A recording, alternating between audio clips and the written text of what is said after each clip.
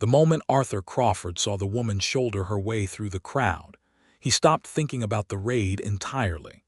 She came through the mead hall door like a ship cutting a harbor wake, 3 men stumbling aside in her path, not because she shoved them cruelly, but because she moved with the absolute certainty of someone who had already decided where she was going and considered their presence in that path to be their problem.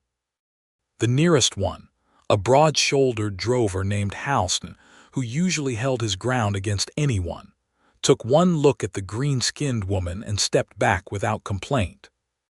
The second was a merchant's guard with a crossbow on his belt who went sideways so fast he knocked a tankard off the edge of the nearest table. The third simply dissolved into the crowd. She reached the empty bench beside Arthur, set herself down with the composed authority of a warlord claiming a throne, and said, without looking at him, "You had space. The others were standing in my way. I called it efficiency." Arthur Crawford, bladesmith, second-class council member of Stormholt Hold, stared at the side of her face. She was extraordinary. He had met orcs before. They traded at the highland markets, occasionally hired their warbands out to the holds for border work.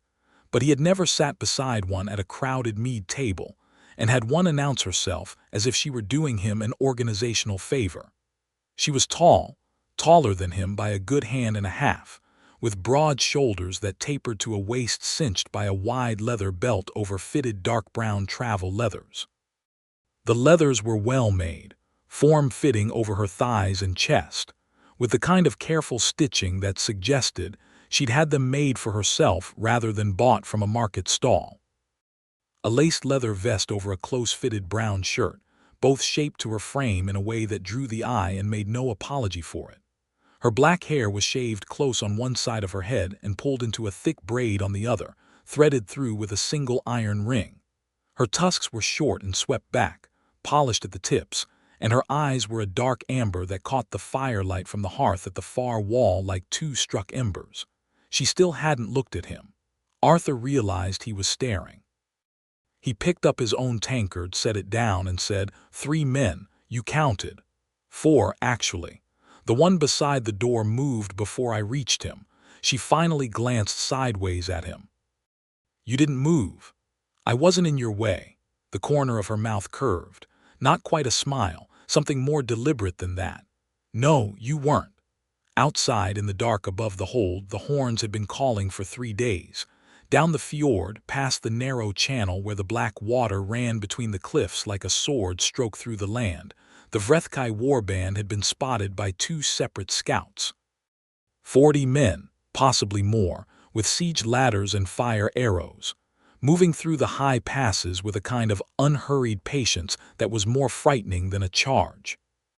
Stormholt Hold sat above the fjord on a shelf of rock and pine timber, its 3 longhouses and its forge and its smokehouse all built solid and low against the highland wind, and it had held against raids before. But not 40 men, not Vrethkai. The mead hall was full because the Hold's council had called every free hand in from the outlying steadings, and that meant the hall was crammed with frightened farmers, hired guards, and the occasional traveling trader who had the bad luck to be in the highlands when the horns started. The council had met, argued, disagreed, and called for another round, which was a typically Stormholt solution to a problem that had no comfortable answer. Arthur had been sitting alone because he had nothing to add to the argument. He knew what he knew. The Hold needed weapons, and he was the only trained bladesmith inside 30 leagues.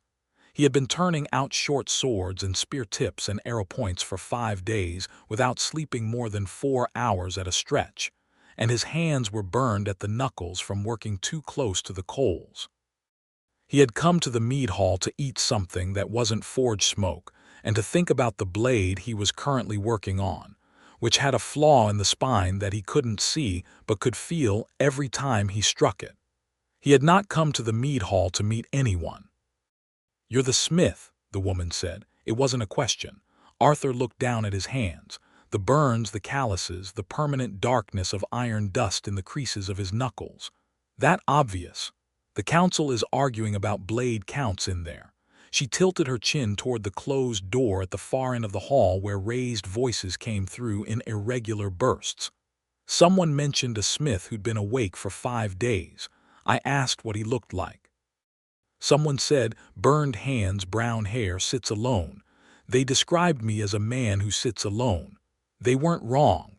Arthur should have felt self-conscious about that. Instead, he felt oddly like she'd said it without malice, like noting that a fire was hot. "And you," he said. "Who are you?" She turned fully to face him then, and he felt the weight of her attention like a physical thing. Amber eyes, steady and direct, with no particular warmth in them yet and no cruelty either, just attention. The full, flat, serious kind that most people couldn't sustain for more than a few seconds. "Mazoga Ironhide," she said. "War Scout Ironhide clan, currently unattached to any war band and therefore for hire. I was in Ketravos when I heard about the Vrethkai movement. I came north." She paused. "I know the Vrethkai. I know their captain. And I know the pass they're using." Arthur looked at her for a long moment. "Why come to the mead hall and not the council room?" "I did go to the council room. They told me to wait. I have been waiting for 2 hours. She picked up someone's abandoned tankard, not her own, just the nearest full one, and drank from it with complete composure. I have no intention of waiting any longer." "Then you should go back and knock on that door." "I tried knocking. I am now trying a different approach." She set the tankard down.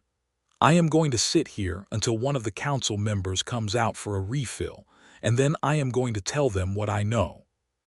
In the meantime, I wanted to sit somewhere comfortable, and every other seat in this hall has either a frightened farmer or a drunk mercenary in it." She looked at him again. "You seemed neither. High praise. In current company, yes." Arthur felt something shift in his chest, not a dramatic thing, more like a lock tumbling over in a mechanism that had been stuck for a long time. He reached out and extended his burned hand across the table.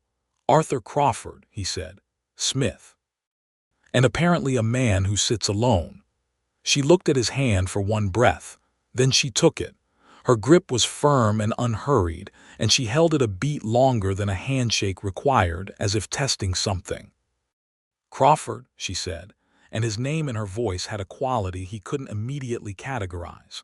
She said it like she was deciding whether to keep it. He decided she could keep it as long as she wanted.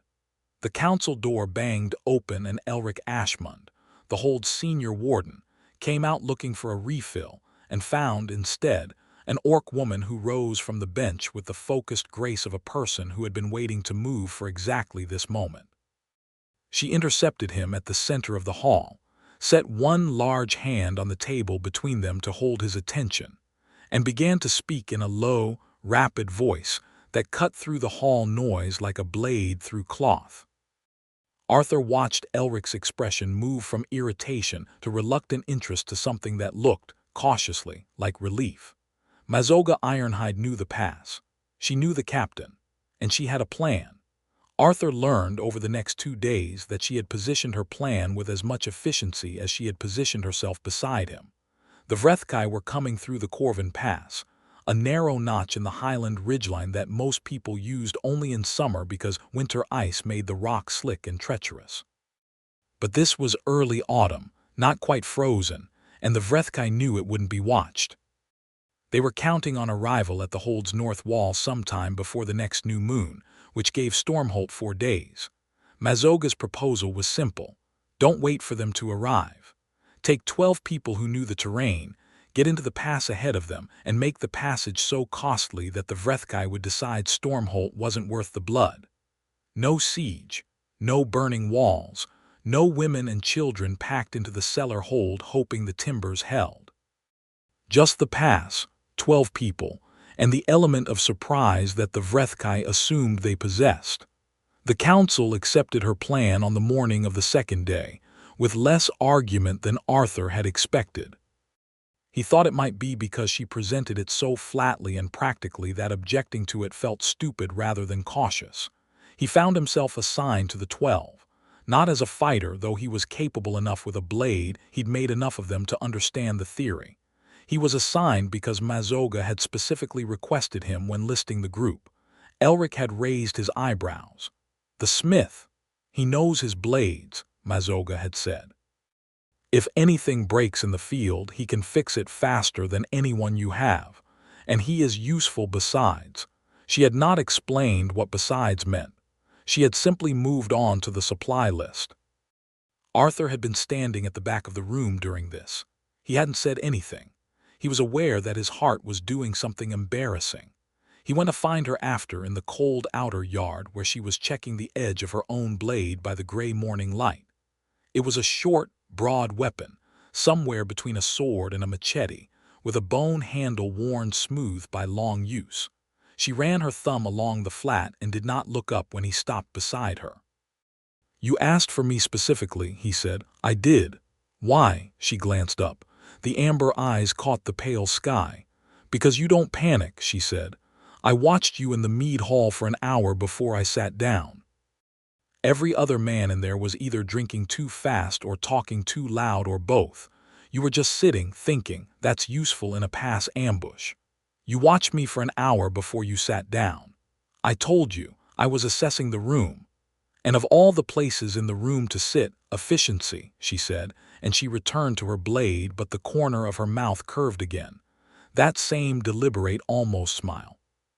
He stood there for another moment, feeling warm in the cold yard, then went back to his forge to finish the blade with the problem in its spine.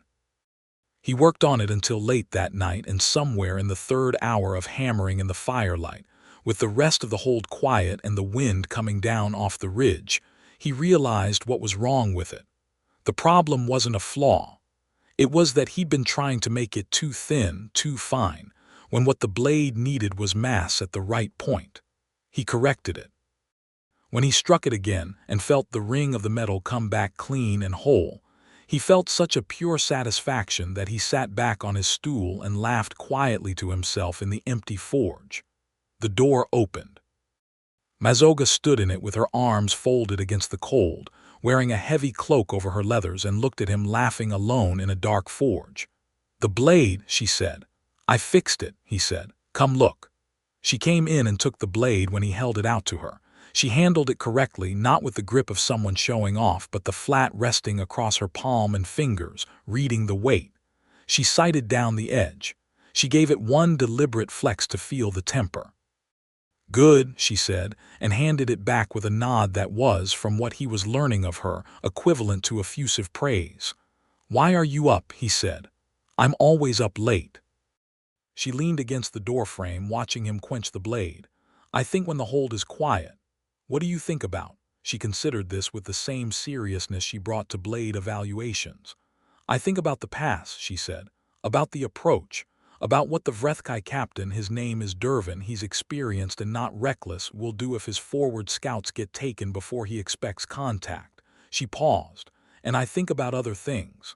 Like," she looked at him sidelong. "Like what a bladesmith is doing in a highland hold without a family, a workshop guild, or an apprentice."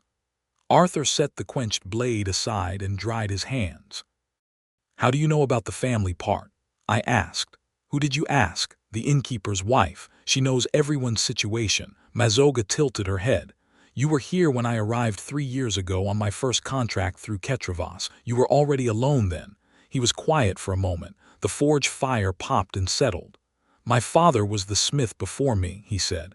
"He built the workshop here when I was 12. He died 4 years ago, a bad winter. I stayed because the hold needed the forge and because he stopped. Because I didn't have anywhere else I particularly wanted to be. No wife, no family of your own." "No, not yet," he looked at her. "Not ever seemed likely, honestly. I'm a smith in a highland hold above a fjord. The social calendar is limited." "I know what limited social calendars feel like," Mazoga said, and for the first time there was something in her voice that wasn't flat practicality.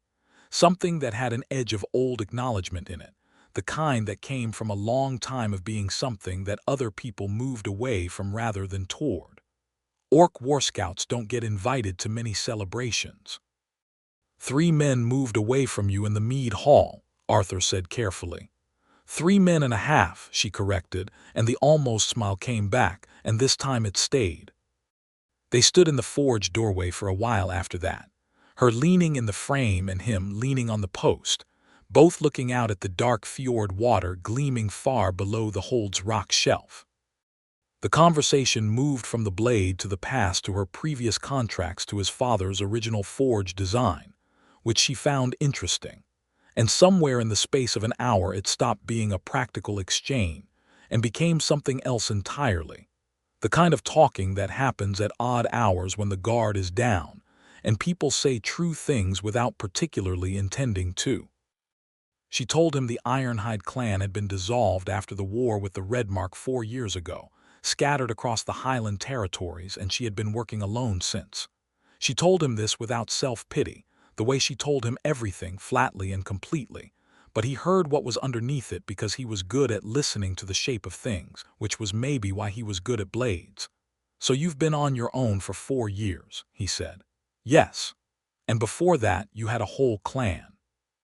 300 people, she said. "Yes." He didn't say anything for a moment. Then, "That's a hard 4 years."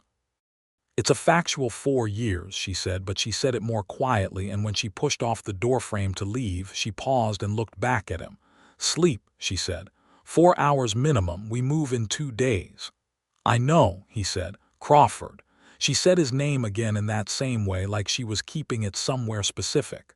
"The blade is good, you should know that." He watched her walk back across the dark yard toward the hold, her boots quiet on the stone, the iron ring in her braid catching the last of the forge light. He slept very well, which surprised him. The 2 days before the pass moved quickly. Arthur finished 3 more blades and 24 arrow points, slept when Mazoga had told him to, and found himself in the habit of checking the yard when he straightened up from the anvil, which was not a habit he'd had before. She was usually there. Not looking at him, she had a scout's relationship with space, always aware of it, always using it for her own purposes, but usually positioned somewhere in his sight line. When he caught her eye once, she simply gave him a nod and kept moving. It shouldn't have felt like anything. It felt like quite a lot. On the afternoon of the second day, when the 12 were assembling their packs in the outer yard, Vrethkai, a mercenary guard who had been hired a month ago, and had decided since Mazoga's arrival that his experience was more relevant than her plan, made a point of telling anyone who would listen that he had serious doubts about following an orc woman into a high pass on the word of a paid scout who might be giving them intel from the other side. He said this in the yard loudly, where Arthur was packing kit near the wall. Mazoga was 12 feet away, adjusting her pack straps. She didn't react immediately.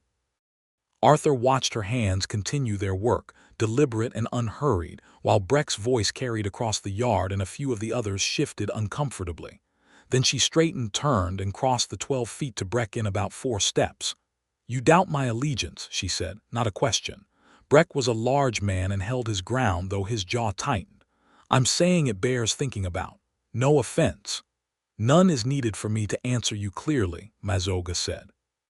"I have been on contract to Ketravas Hold, Greywall Steading, and 2 private merchants over the past 4 years. Elric Ashmund has letters of commendation from Ketravas in the council room. You can read them if you read.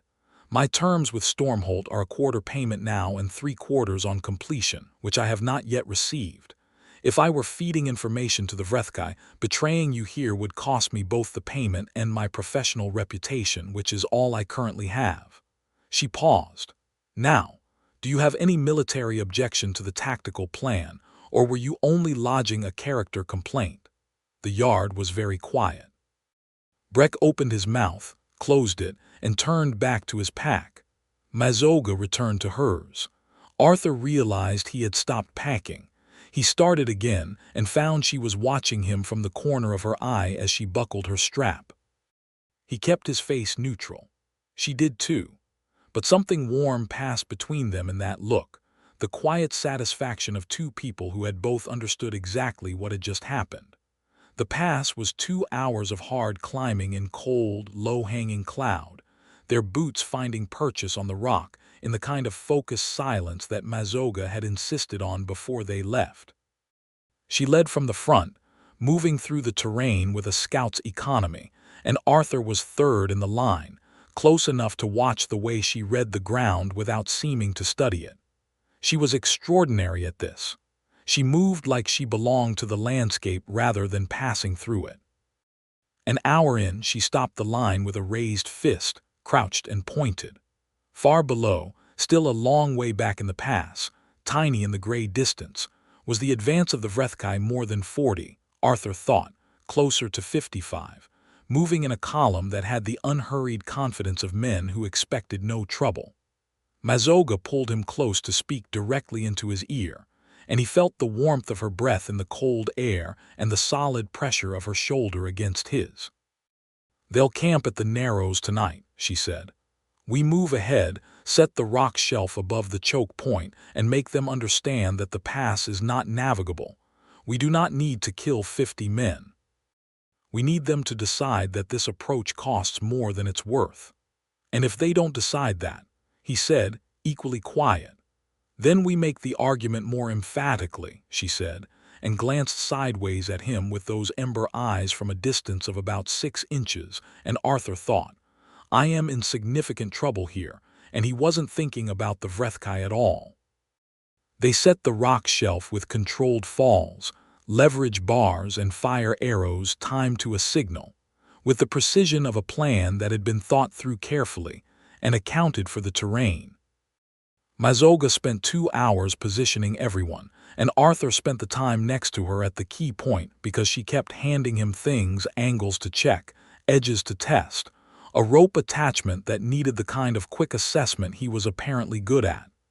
"Dare you," she said once, when he hesitated at the edge of the rock shelf to assess the drop below. He looked at her.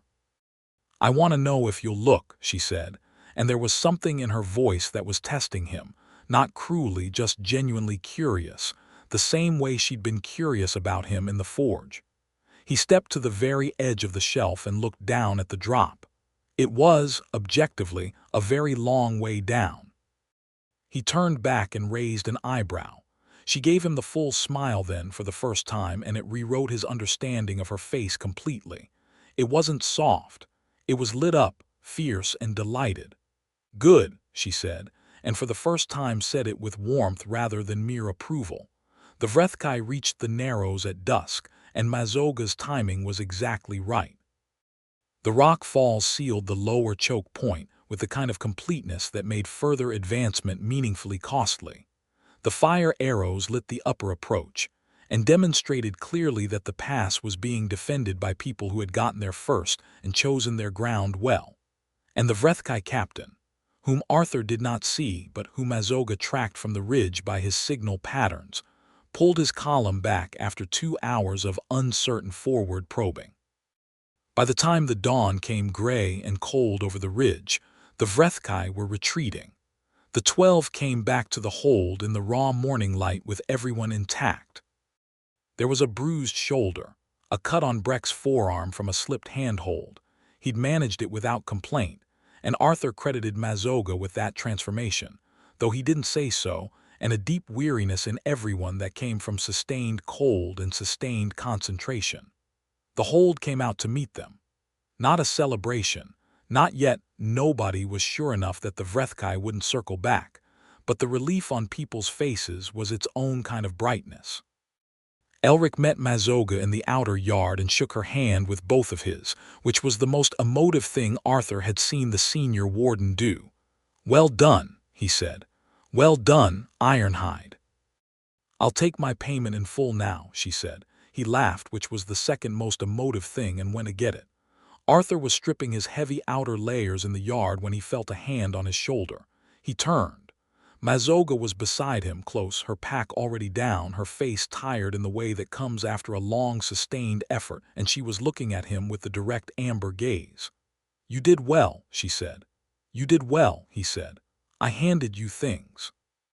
"You handed them correctly and didn't panic," she said. "That is a meaningful contribution." She paused. "How are your hands?" He turned them over. A new cut on the left palm from the rope work. One of the old burns reopened from the cold. She looked at them for a moment, then took his left hand in both of hers and pressed the heel of her palm against the cut with a steady, even pressure that was practical and warm and somehow more intimate than it had any right to be. In my clan, she said, still looking at his hand, we had a custom. When two people survive a shared danger, they owe each other an honest answer to one question. No deflection. That sounds like a custom that leads to uncomfortable conversations. It leads to honest ones, she said, and raised her eyes. The yard was emptying around them. He was aware of the cold air and the distant sound of the fjord water and the warmth of her hands. "All right," he said. "Why did you not move when I came into the mead hall?" she said. Not the practical answer, the true one. He considered the custom for a moment. "Because I saw you coming through the door and he stopped and started again. Because something happened when I saw you and I didn't want to be further from it. From you," he looked at her. "That's the true answer." It sounds like an idiot's answer. She held his hand for another moment. "It is not an idiot's answer," she said quietly. "It is the correct answer." She released his hand. "Now you owe me the same. One honest question. Did you really sit beside me because of efficiency?" he said. A long beat. The almost smile was back, but warmer now, and the amber eyes had something in them that he was learning to read, the slight softening at the outer corners that meant she was genuinely pleased. "No," she said. "I sat beside you because I had been watching you for an hour and I wanted to be close to you." Arthur Crawford, bladesmith, generally self-described as a man who sat alone, stood in the cold yard of Stormholt Hold and felt something he could only describe as the precise opposite of alone. "Right," he said, his voice a little rough. "Good." She picked up her pack. "Eat, sleep. Tomorrow there's a council meeting, and then I'm told there's a clan festival to mark the end of the raid season, which I was invited to attend as a courtesy." "Who invited you?" "Elric." She gave him a sideways glance. "I believe someone suggested it to him." He had not suggested it to Elric. He had mentioned, casually, in a passing conversation about the festival arrangements, that it would be a generous gesture to include Mazoga in the invitation given her contribution to the defense, and that she had mentioned once, not to him, but once, in a way he had overheard, that she hadn't attended a festival in 4 years. "Smart person," she said, still without looking at him, and went inside. He stood in the yard for another moment, grinning at nothing, and then went to sleep for 7 hours, which was the most he'd slept in 2 weeks. The festival was scheduled for 3 days after the pass, which turned out to be enough time for 3 things to happen that Arthur had not anticipated. The first was that word came from the lower valley that the Vrethkai retreat was confirmed. They had crossed back out of the highlands entirely, and their captain had sent a letter that was equal parts complaint and implicit acknowledgement that the Stormholt approach was no longer worth attempting. The letter referred to the past defenders as unreasonably well prepared, which Mazoga read aloud in the council room with a perfect flat expression, and which caused genuine laughter. The second thing was that 3 more orc travelers arrived at the hold, working their way north along the fjord road. 2 were simple traders passing through, but the third was a clan elder of the Ironhide remnant, a heavy-set older man named Vrethkai, who had been one of the 300 and who had been tracking Mazoga's location for 2 years. The reunion was private, but Arthur saw them in the yard afterward, and whatever had passed between them had left Mazoga looking less contained than usual, the angular set of her shoulders slightly softer, something in her face that he recognized as the particular vulnerability of being found by people who had thought you lost.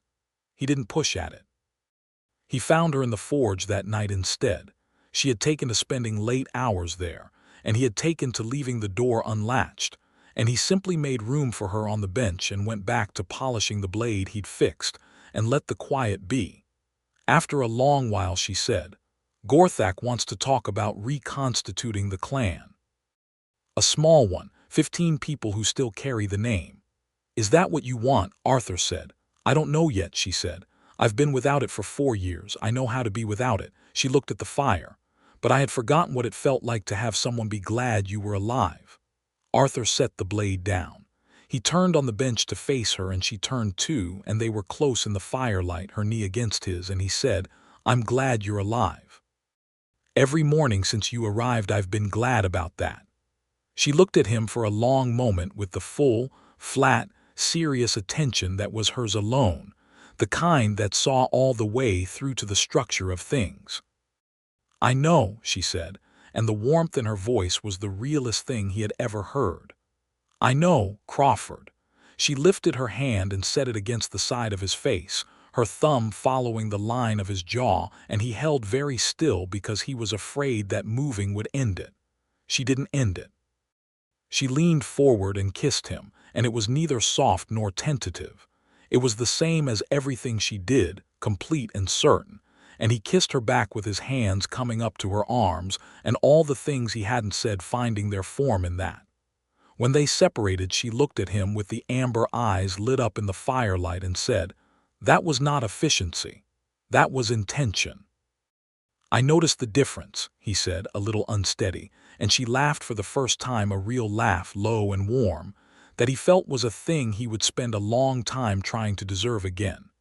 She left the forge eventually, and Arthur sat with the polished blade in his hands, and the fire and the feeling of her presence still in the room, and he thought, "Well, there it is. There's the thing I didn't know I was waiting for."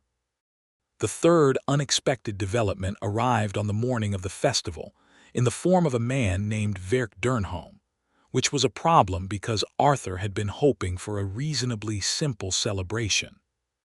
Vrethkai was a clanlord from the Eastern Valley holdings, not a Stormholt man, and he had ridden in with 6 of his own people on the morning of the festival, on the stated basis of paying his respects to the hold's successful defense.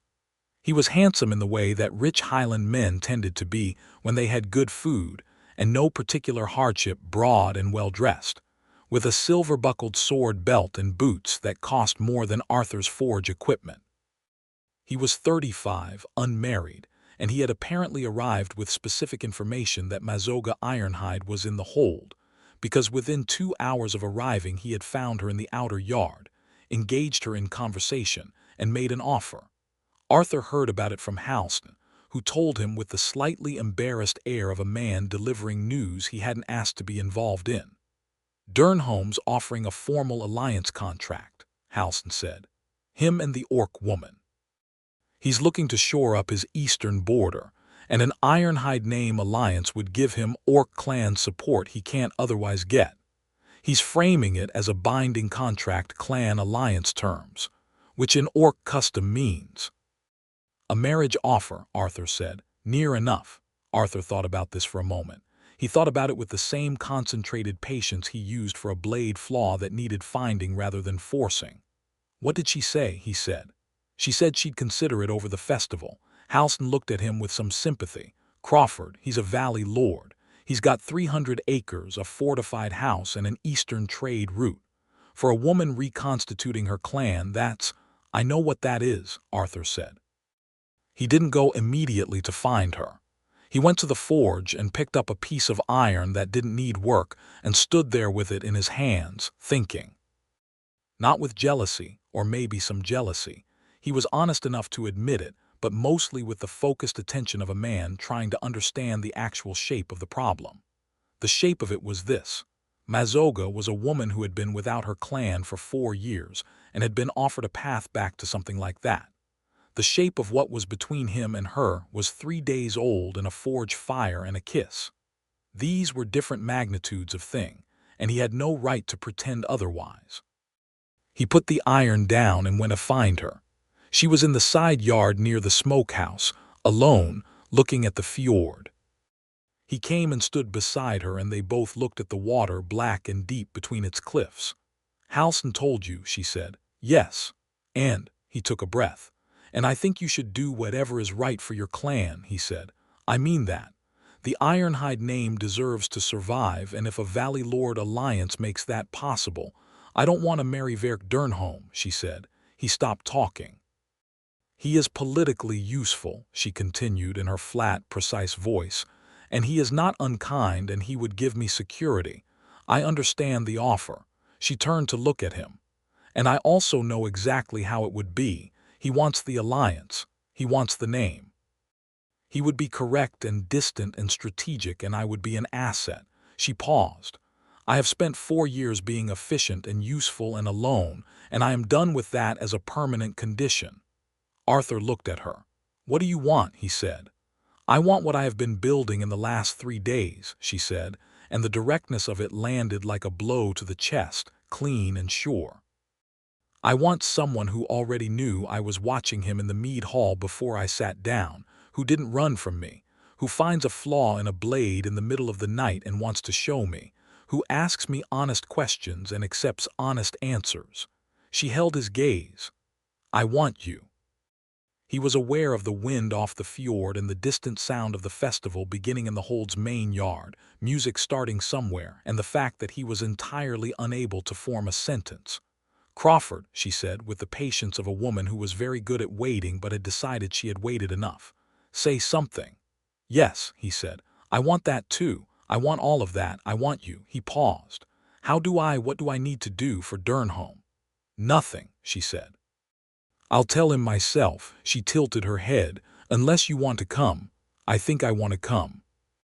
Good, she said, and she reached out and linked her arm through his, which was a simple physical thing and the most natural thing that had ever happened to him. They found Durnholm in the mead hall getting his pre-festival drinks, and Mazoga told him clearly and without unnecessary detail that she was declining the alliance offer, and that she had made other arrangements for the Ironhide reconstitution that did not require his eastern trade route. Durnholm received this with the controlled displeasure of a man who had not expected to be declined, looked at Arthur with a studied blankness, and said something about highland smiths that wasn't quite audible but was definitely unpleasant. Arthur said, I'm sorry, in a voice that was not particularly sorry. I said, Durnholm repeated more clearly, that a smith's prospects seem limited as a foundation for a clan name. My forge has stood in this hold for 20 years and it will stand for 20 more, Arthur said. The blades I make are in the hands of every person who defended this pass 3 days ago, including Mazoga, and I'm not trying to buy her name. I'm trying to be worth it. Mazoga, beside him, said nothing. But he felt her hand tighten on his arm, and when he glanced sideways, she was looking at him with the amber eyes steady and full of the lit-up quality that he was learning to read. Durnholm left. Not dramatically, he was too controlled for drama, but he left. Worth it, Mazoga said quietly as they stood in the suddenly uncrowded corner of the mead hall. It's what I meant, he said. I know, she said. That's why I said it. The festival went ahead as festivals do, which is to say noisily, warmly, and with more mead than was strictly necessary. The main yard of Stormholt Hold had torches up along the longhouse walls and a fire in the central pit, and musicians who were enthusiastic, if not entirely precise, and people who had been tense for a week allowed themselves to be something else. Mazoga moved through it with Arthur, and he watched the Hold's people calibrate to her presence, not the same as before, when 3 men stepped back from her at the mead hall door. In the outdoor torchlight, with the raid survived and the pass held, something had shifted. She had given the Hold a gift, and the Hold was learning to receive it. A farmer's wife brought her food. The Hold's healer asked about orc poultice techniques with what seemed like genuine professional interest. Halston, who Arthur suspected had developed a sincere if cautious respect, offered her the seat of honor at the fire, and she took it with the grace of someone who was trying not to look pleased and was partly failing. Arthur sat beside her at the fire.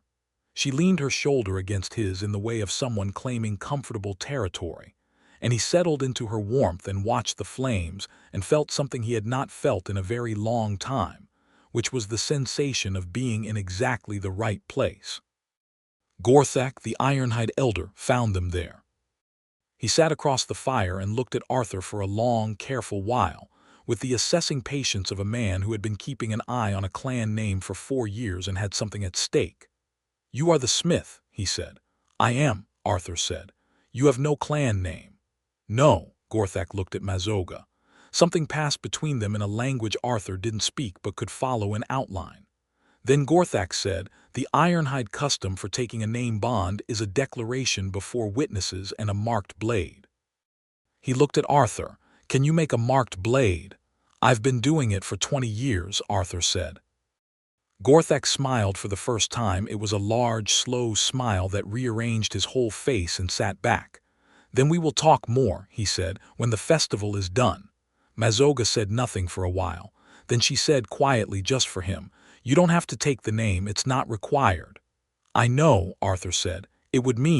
I know what it would mean," he said. "It would mean you." He turned to look at her. "Mazoga. I have been alone in this forge for 4 years talking to nobody about anything that mattered, and then you walked in from the cold and picked up a blade and told me it was good." He paused. "I want the name. I want all of it." She was quiet for another moment, and he could see her assembling something, not uncertainty, but the careful work of a person who had not been allowed to want things for a long time and was learning to do it again. "Dare you?" she said, very softly. It was the same word she'd used at the rock shelf's edge. He recognized the architecture of it, the genuine question underneath, the curiosity about whether he'd look. He stepped to the edge of it. "I dare," he said. She took his hand on the bench beside the fire, in the torchlight, in front of the entire hold and 3 visitors and Vrethkai, and she held it the way she'd held it in the forge, with the warmth and the steadiness and the deliberate intention, and Arthur Crawford thought, "Yes, there it is. That is exactly what I wanted." What he had not anticipated, and this was his own miscalculation, he fully acknowledged, was that Vrethkai had not entirely gone away. He had left the mead hall and gone to the east wing of the hold, where Elric had put the visiting parties up, and he had spent 2 hours there doing some politics. The exact shape of the politics emerged at the festival itself, in the form of a clan custom that Arthur had not been briefed on, and which Durnholm had apparently discovered through his research on Orc alliance structures. Orc clan name bonds, the declaration Vrethkai had described, could be formally contested before witnesses if a counterclaimant declared intent within the same moon cycle. The contesting party had to be of sufficient standing to challenge, and had to make the declaration publicly at the gathering where the bond was announced.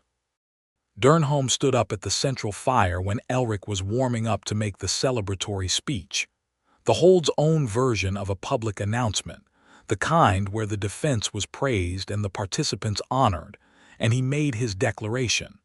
He did it with considerable smoothness.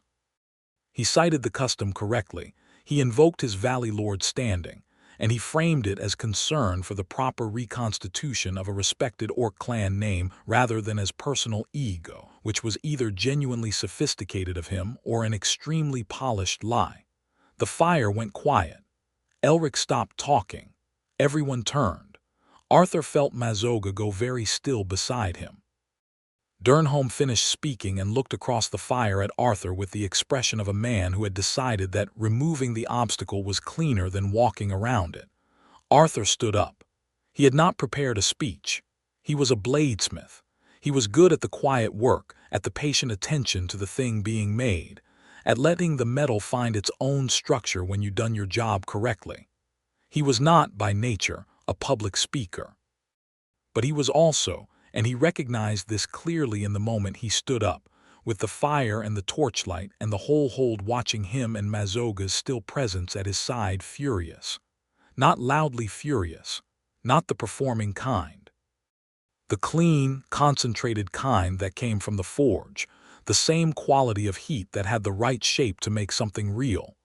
"I need to say something," he said, and his voice carried in the quiet yard with a clarity that surprised him. He looked at Durnholm. "You came to this hold today," he said. "You came to mark the end of a siege that Mazoga Ironhide planned and executed while you were in your valley. She climbed into a pass at night in the cold with 12 people, including me, and she made 55 armed men decide to go home. She did that without your name or your Eastern trade route or your silver buckle." He paused. "And now you want to invoke a clan custom to contest her choice in front of her after she told you no, because her answer wasn't the one you wanted." Durnholm started to say something.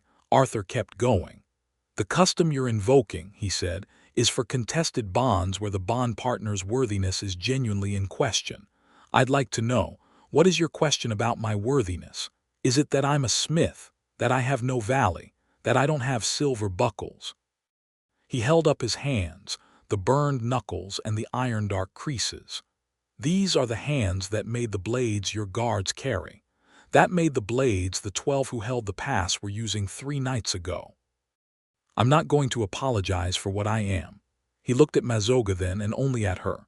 "She chose me," he said, quieter now, so it was almost just for her and the fire. "She sat beside me because she wanted to. She kissed me in my forge. She told me what she wanted and she told me honestly and I told her the same, and we owe nobody in this yard a defense of that." He stopped. "I'm done talking, but I'm not sitting down and I'm not stepping aside." The yard was completely quiet. Mazoga stood up. She didn't say anything for a moment. She looked at Dernholm with the flat, amber-eyed attention.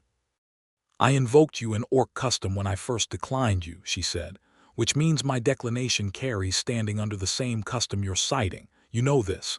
You cited the custom anyway." She tilted her head. "That tells me what I needed to know about the alliance you were offering." Vrethkai, from his seat across the fire, said one word in Orcish that Arthur didn't know, but that had the sound of a decision made. Dernholm looked at the Ironhide elder, then at Mazoga, then at Arthur, who was still standing with his burned hands at his sides and no particular expression on his face. Dernholm sat down. He had the grace, or the political sense, to leave the next morning without further incident. Arthur stood at the edge of the festival for a while after, letting the noise come back, people starting to talk and then laugh and then the music restarting, and Elric clapping him on the shoulder and Halson handing him a full tankard, and Breck, of all people, giving him a nod from across the fire that Arthur received with genuine surprise. Mazoga found him at the edge of the yard away from the fire, where the torchlight thinned out and the dark began and you could hear the wind off the ridge. She came and stood with him, close, her shoulder against his. "You were magnificent," she said. "I was angry," he said. "Same thing in that case." She turned to look at him. "You said she chose me in front of everyone. You did choose me." "Yes," she said, "I did." She paused. "Do you know what you looked like, standing there with your hands out? Probably like a man who should have prepared remarks. Like someone who had something to say and said it," she said, and her voice was warm all the way through in a way that made him want to hear her say his name. He turned to face her and she was right there, close and real in the firelight's edge, and he put his hands to her face the way she'd done to him, both of them warm, and she leaned into it. "I meant it," he said. "All of it." "I know," she said. "I've known since the forge, since you showed me the blade." She closed her eyes for a moment against his palm. "I am so tired of being alone." "I know," he said. "Me too, not anymore." She opened her eyes. He kissed her at the edge of the light with the festival behind them and the fjord ahead, and she kissed him back with the same total intention she put into everything, and he held on. They spent 3 more days at the festival's aftermath. The comfortable, warm mashes time after a celebration, when the hold went back to its work at a gentler pace, and the cold came down from the ridge, and the fires were kept burning in the longhouses. Arthur worked the forge, and Mazoga moved between her own planning and Vrethkai's long conversations about the Ironhide reconstitution, and they came together in the evenings in the way that was becoming natural to them, in the forge, or at the hall table, or on the cliff walk above the fjord. On the second evening, she brought him into a conversation with Vrethkai that turned out to be about the name bond itself, which they had not yet formally made because the festival's events had interrupted the timing. Vrethkai was patient and thorough, explaining the custom with a teacher's attention, and Arthur listened and asked questions and took notes on a piece of scrap leather because he wanted to get it right. The marked blade was the key element.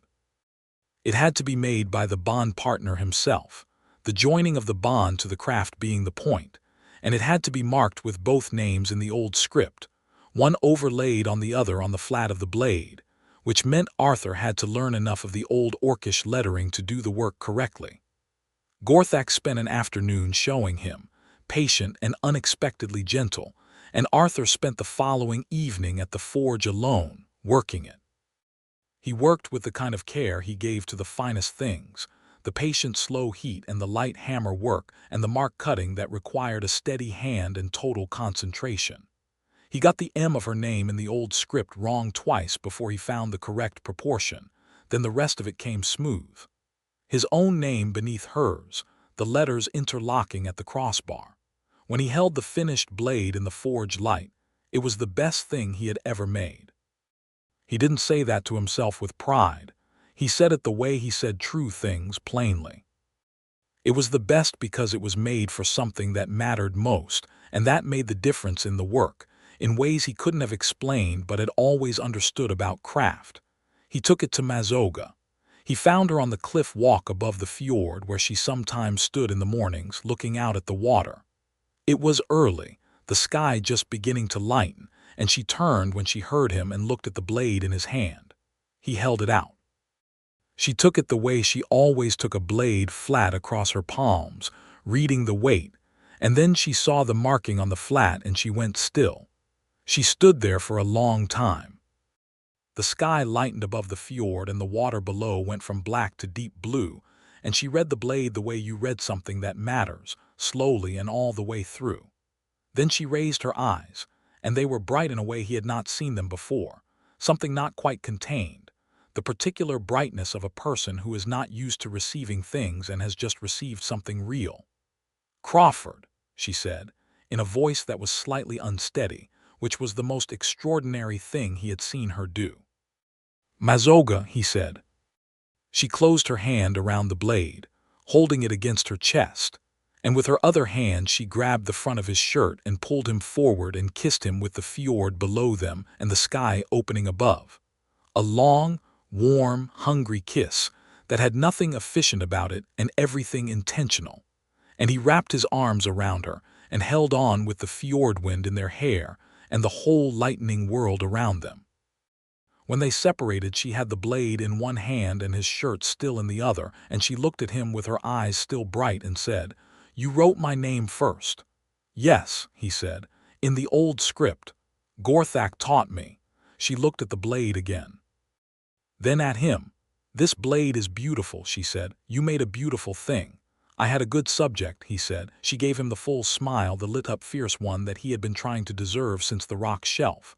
"I want to do the formal marking now," she said. "Not at a festival, not in front of a crowd, here.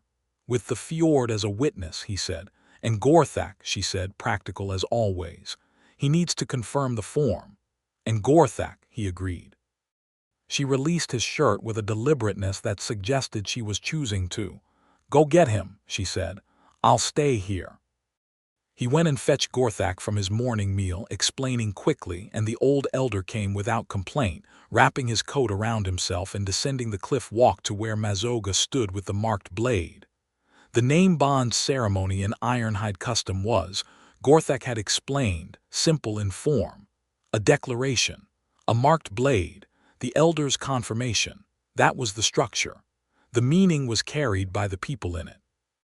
Mazoga made her declaration in both Orcish and common tongue, and it was, like everything she said, direct and complete and entirely without hedging. She said his name. She said she chose him.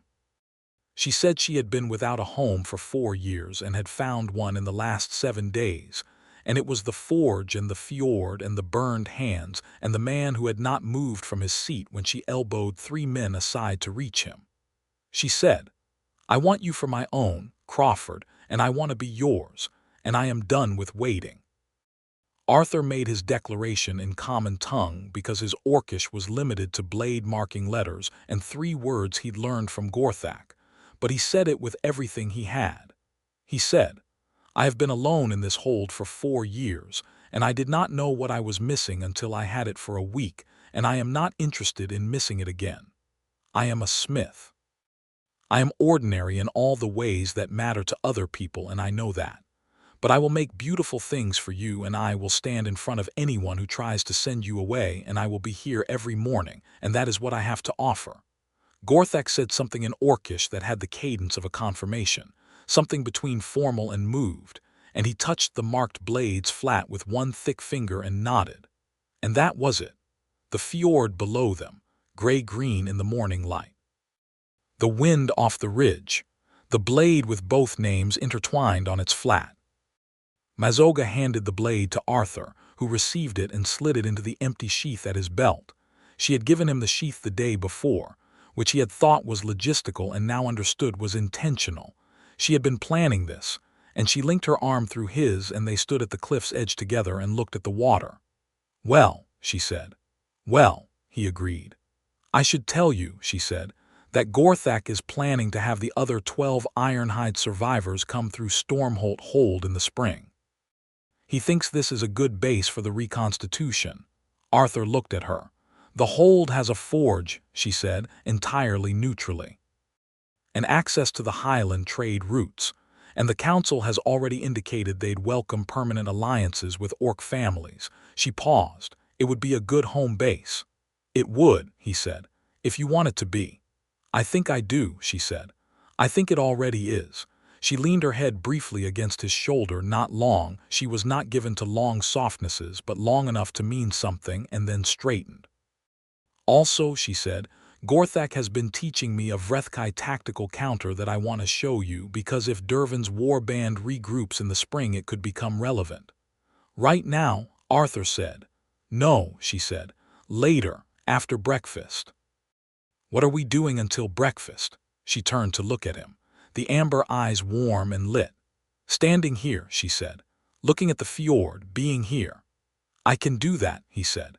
They stood on the cliff walk above the fjord while the morning came in full, and the hold behind them woke by degrees, the smoke from the longhouses rising into the cold, clear air, and the forge fire that Arthur had banked the night before still warm below, waiting for the day's work. He thought with the kind of clarity that comes when things fall into their right shape. "This is the best thing I have ever made.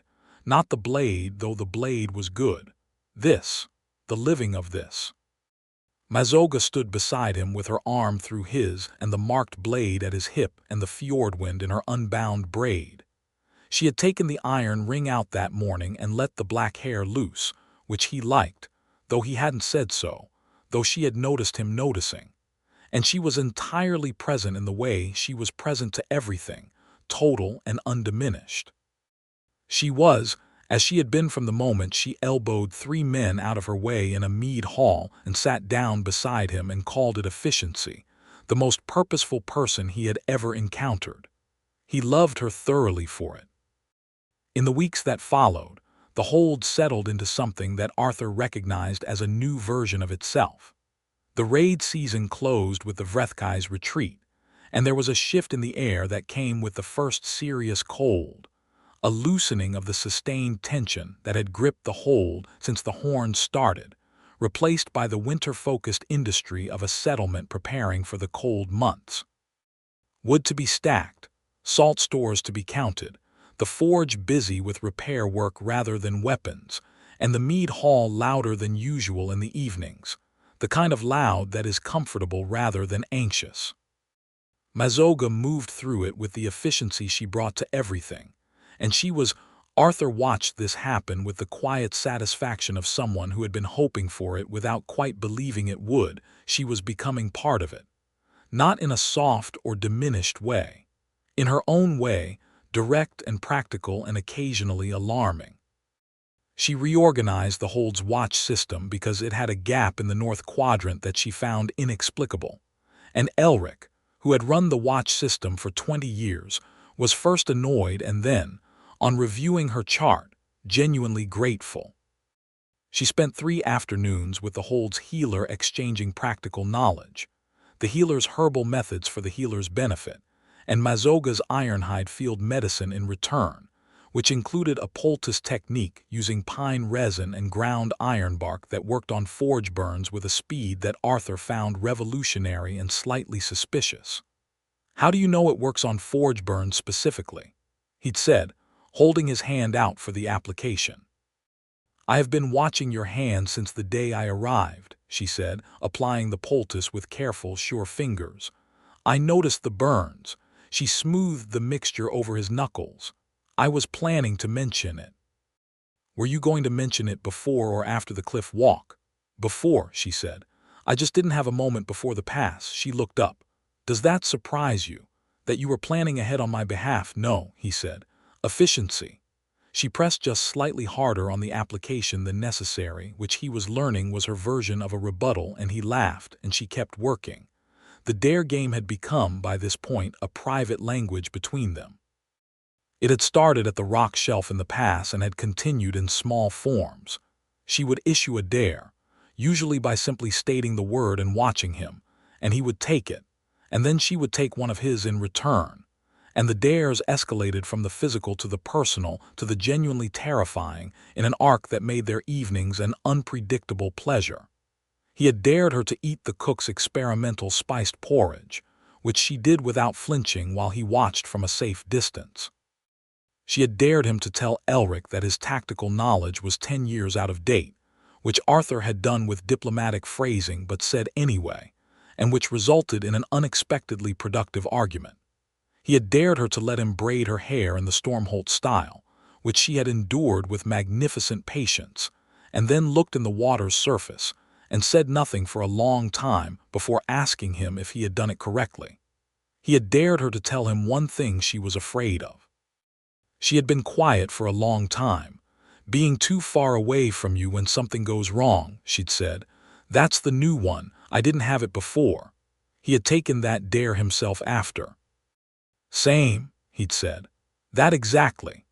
There were evenings when she read to him from the old Orcish texts Vrethkai had brought not translated, but reading aloud in Orcish while he listened without understanding the words and understood everything else, the cadence of her voice in the firelight, the way she ran her finger under the lines, the thing she looked like when she was absorbed in something.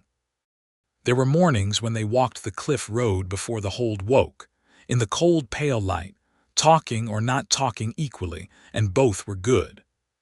She stayed in her own room in the hold's east wing, because they were building something properly and neither of them was in a rush to fumble it, and the anticipation of that was its own kind of pleasure, an ongoing dare that they both knew was going to be answered and took their time arriving at.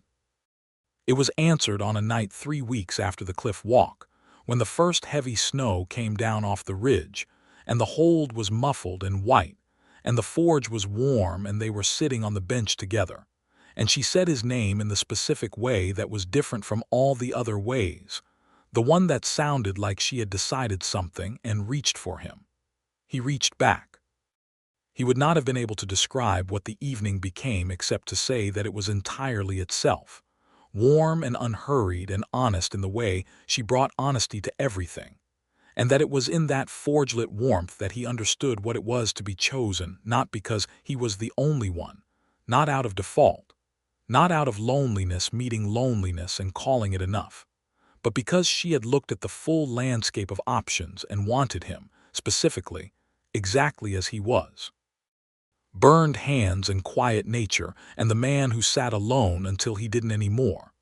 Being wanted like that, chosen like that, was the most extraordinary thing he had ever felt. Afterward she lay against his side with the firelight moving over them and her braid loose on his shoulder, and she said, I was watching you for more than an hour in the mead hall, Crawford. You said an hour. I lied about the time, she said. I was watching you from across the market that morning. You were at the armorer's stall and you picked up a blade someone had made badly and you looked at it for a long time without saying anything, and I could tell you knew exactly what was wrong with it, but you put it down gently. She paused. I wanted to know why you put it down gently. He thought about it. Because it was someone's work, he said. Even bad work is someone's effort. Yes, she said, that's why. He held her closer. The fire shifted. Outside, the snow came down soft and continuous against the shutters. Mazoga, he said, yes. I'm going to make you something, he said. Not a weapon, something else. I've been thinking about what it should be. What? He considered it. I'll tell you when it's done, he said. She made a sound that was skeptical and fond in equal measure, which was a combination he had recently discovered she was capable of and which he found devastating. Dare me to wait, she said. Dare, he said.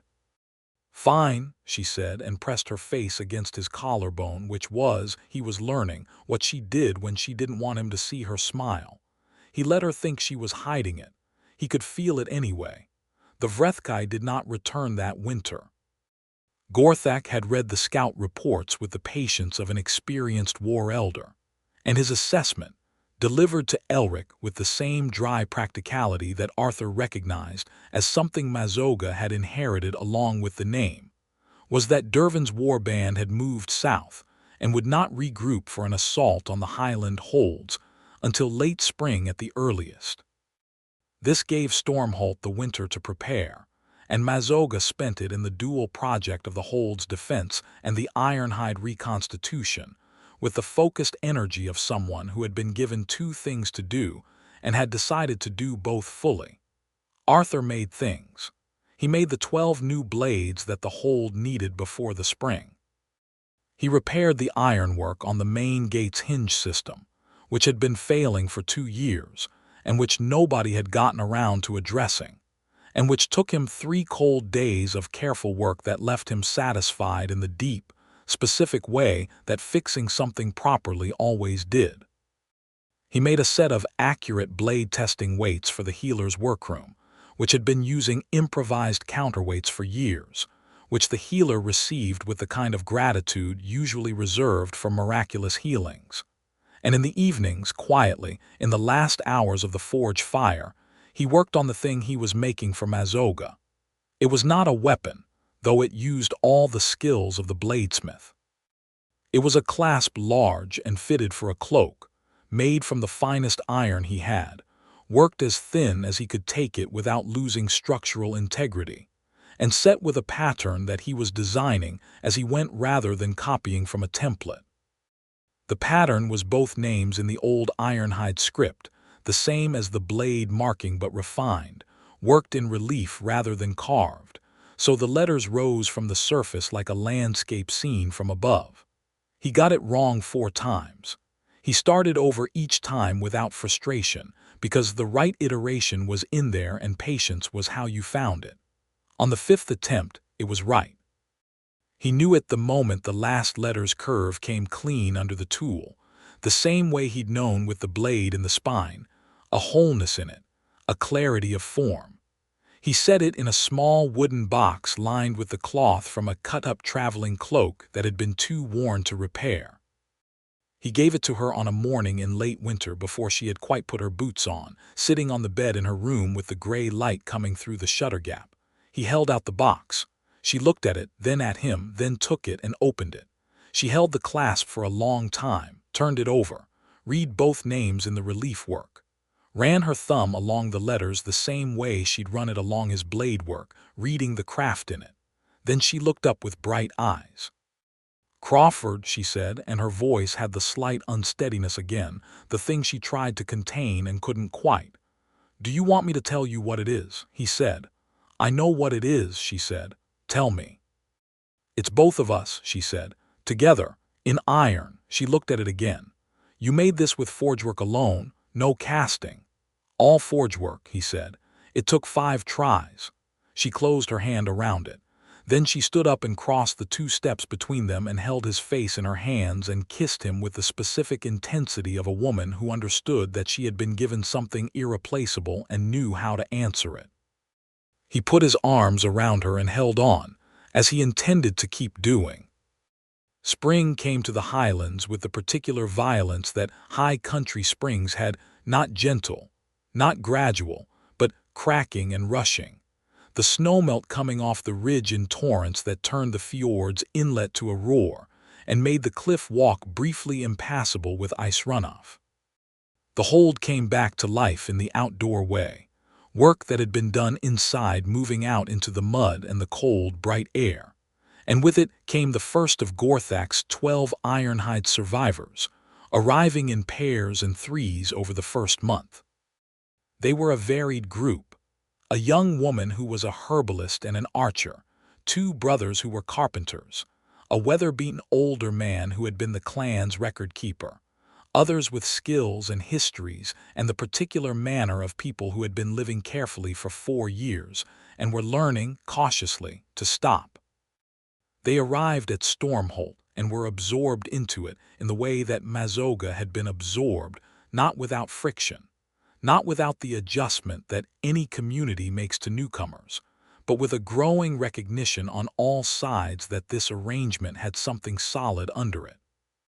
Arthur made each of them something small in the first month, a blade pin, a hook, a tool that fit their particular work.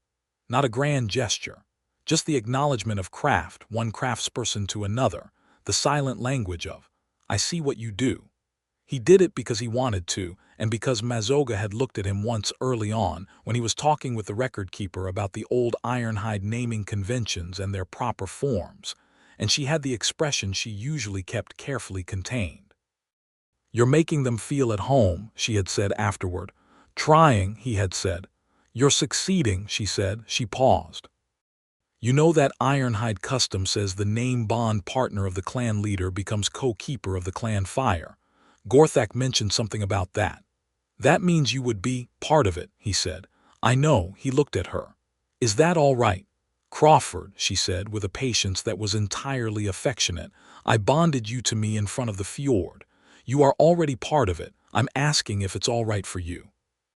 He thought about the forge and the hold and the burned hands and the years alone in both, and then he thought about the morning walks and the dare game and her face when she'd opened the box with the clasp, and the way she said his name, and Vrethkai's slow smile, and the 12 people arriving with their skills and their careful hopefulness. "Yes," he said. "It's more than all right. It's everything." She nodded with the composed satisfaction of someone whose planning had resulted in the correct outcome, which was, he loved her enough to admit, one of the things he loved most about her. Then she said, "The Vrethkai scouts came back through the South Pass yesterday, and they were back to work." The spring raid season came in late, but it came. Dervin had rebuilt his warband over the winter and changed tactics, as Mazoga had predicted, coming through the southern approach rather than the Corvin Pass, and using smaller fast-moving groups instead of a single column. The defense of the hold this time was different, less ambush, more sustained perimeter management. And it was harder, spread over 10 days of cold, wet weather and high-alert nights, and the low-level exhaustion of a community holding itself in readiness. Mazoga ran the defense with Elric as a functional partnership, the two of them moving through the hold with a shared map between them, adjusting the watch points and the patrol patterns with the adaptability of people who had learned to read the terrain together. Arthur kept the forge running through all of it, turning out replacement points and mending blades, and once, at 2 in the morning during the worst night, working on a scout's broken hinge joint in his armor that needed to be fixed before the next patrol. On the 7th day, Dervin made a direct push at the north wall. It wasn't a coordinated assault. The intelligence later suggested it was a frustration move, Dervin having discovered that the Stormholt approaches were better defended than he'd anticipated and deciding to force a response at the strongest point rather than continue attrition.